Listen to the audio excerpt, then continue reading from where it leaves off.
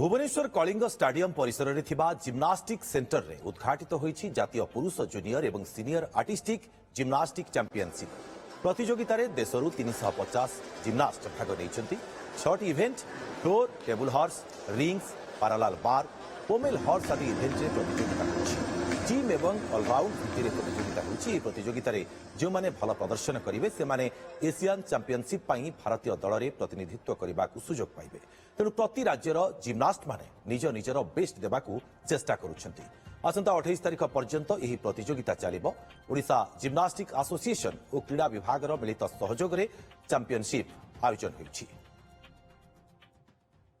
मेरा इस कंपटीशन में बहुत अच्छा एक्सपीरियंस हुआ है। मुझे इंडिया टीम में आना है ताकि मैं बहुत अच्छा जिम्नास्ट बन जाऊं और इंटरनेशनल प्लेयर बनूं। मेरा ड्रीम ओलंपिक्स खेलना है और मेडल लेना है ओलंपिक्स में। दीदीटा एज ग्रुप नेशनल चैंपियनशिप करूछु both senior junior main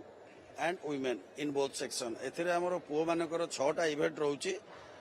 floor exercise pommel horse roman rings बॉल table parallel bar and high bar एवं झींकर जोटा हमर 30 तारिख स्टार्ट हम झींकर 4टा इवेंट रहउची vaulting uneven bars balancing beam and floor exercises आमर एते जूनियर रे बर्तमान एमएजी सेक्शन एमएजी माने मेन आर्टिस्टिक जिम्नास्टिक्स एते जूनियर रे 134 जन पिला अछंती एवं सीनियर रे 160 जन पिला कम्पीट करूछंती एवं कंपटीशन आमर शेड्यूल बहुत भल आकार करा हिचे क्लोज टू इंटरनेशनल स्टैंडर्ड बढ़िया equipment comfortable arena for the players एवं कंपटीशन पूरा टाइमली बहुत बढ़िया चलछि। ओडिया पिलांकर अछंती आमर अवश्य ओडिया पिला